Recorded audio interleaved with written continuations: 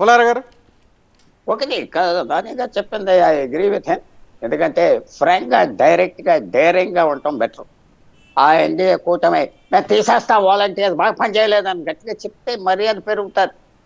మేము మీకు ఉంచుతాం, మీరు మంచోళ్ళు కానీ చెడ్డ పనులు చేస్తున్నారు, ఎన్ని తమాషకు మాటలు వింటున్నాం, అది అది అది చాలా అక్కడక్కడ అది కుదరదు. స్టిఫ్ గా ఉండాలి, తీసేస్తాం అంటే ప్రజలకు మర్యాద పెరుగుతారు. రెండోది నేను మళ్ళీ చెప్తున్నా, వాలంటీర్ల మీద కొంతమందికి మమకారం అంటారు, వాళ్ళు చెప్పిన మాట వింటారు, అందరి మీద ఉండదు. ప్రజలు ఎలక్షన్ రాగానే వారిద్దరూ ఎమ్మెల్యే మంత్రి గారు చెప్పారంటే వెరీ హ్యాపీ, నాతో ఎగ్రీ అవ్వారంటే అది గ్రౌండ్ లెవెల్ మంచి నాలెడ్జ్ ఉంటుంది. వాళ్ళు ఎన్నో తీసుకుంటారు. ఆ పెన్షన్ అది ఎన్నో మన జగన్మోహన్ రెడ్డి గారు బాగా చేశారు, లేకపోతే చంద్రబాబు నాయుడు మంచోడు, లేకపోతే అతను. సో అంత సింపుల్ గా జరగదు. కానీ వాలంటీర్స్ అనేది ఇంపాక్ట్ ఉంటుంది. ఎంత ఇంపాక్ట్ నేను చెప్పట్లేదు, 1%, 90% వాళ్ళకి. పెన్షనర్ల ఇంపాక్ట్ ఎంత ఉంటుంది? పెన్షనర్స్ ఇంపాక్ట్ డిసిపేట్ అయిపోతుంది. వాళ్ళకి డబ్బులు రాగానే మళ్ళీ మర్చిపోతారు. నేను కొంచెం ఫ్రాంక్ గా మాట్లాడే మనిషి కాబట్టి పెన్షన్ కాకుండా మిగతా డబ్బుల కోసం కూడా ఎదురు చూస్తారు. చక్కగా ఆంధ్రాలో మనకి అందరికి తెలుసు కాబట్టి డిసిపేట్ అయిపోతుంది, చూస్తారు.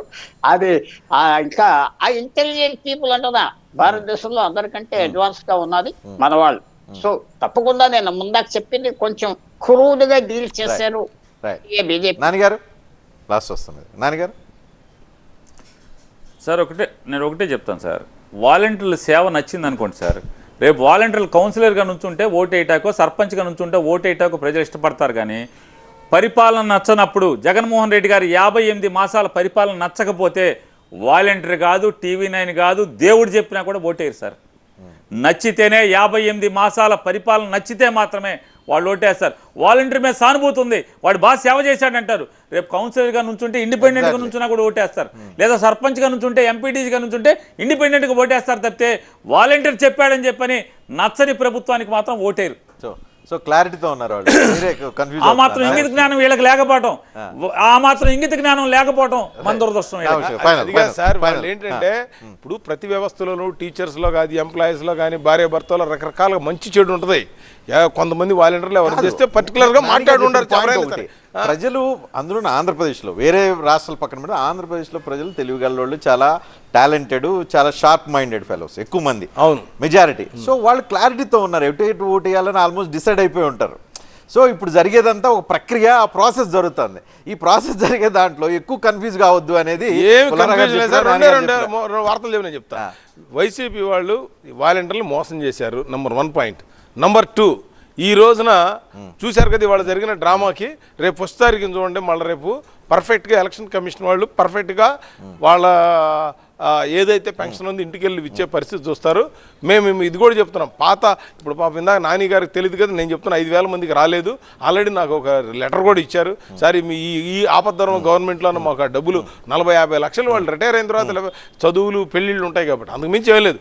ఇవాళ వీళ్ళు అనుకున్నట్టుగా ఏదో నలుగురు చూపించి చేస్తే జనం నమ్మరు, వాళ్ళకి తెలుసు. పెన్షన్ల ఈ ప్రక్రియకి కారణం మీరే అని పెన్షనర్లో కోపం పెంచుకునే అవకాశం లేదు సార్. ఎలక్షన్ కమిషన్కి వాలంటీర్ల ద్వారా కాకుండా జనరల్గా ఏదైతే సిస్టమ్ ఉందో గవర్నమెంట్ ఎంప్లాయీస్ ద్వారా అది కూడా ఎందుకు చెప్పాల్సి వచ్చింది? ఉమ్మడి మేనిఫెస్టో పెడతారు కదా, టైం ఉంది అది అందులో. అది వాలంటీర్లతో ఇస్తాం, జన్మభూమి కమిటీలు పెడతాం, లేకపోతే కూటమి కమిటీలు పెడతాం, ఏదో ఒకటి చెప్పొచ్చు కదా. అది వస్తుందండి, ఇంకొక వారం ఆగితే మొత్తం అయిపోద్ది. నామినేషన్ల దగ్గరకు వస్తున్నాయి కాబట్టి నేను ఫైనల్గా చెప్పేది ఒకటే, పెన్షనర్లు ఎవరు కూడా భయపడాలని పని లేదు. వాళ్ళ దగ్గరకు వచ్చి చక్కగా ఇచ్చే ఏర్పాటు జరగబోతా ఉంది, జరుగుతుంది. ఇది వైసీపీ చేసినటువంటి ఒక డ్రామాలో ఇదొక భాగం తప్పితే ఎక్కడా కూడా ఇవాళ నేను చెప్తున్నా, నేను 3 విలేజ్ నేను ఇవాళ ఎంక్వైరీ చేశాను. దరిదాపు 80% ఆ విలేజ్లోని, కొన్ని విలేజ్లో 50% అయిపోయినాయి.